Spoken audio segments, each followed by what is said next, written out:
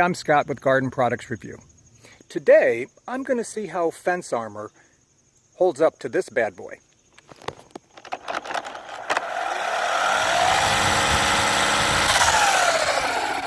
Just for fun, let's see how it can hold up to, say, 6,000 RPMs.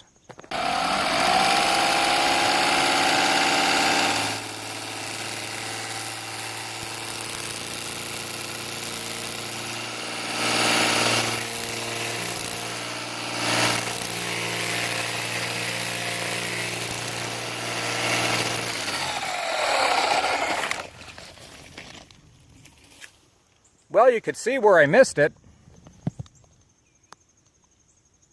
Don't see much of a mark on the fence armor, though.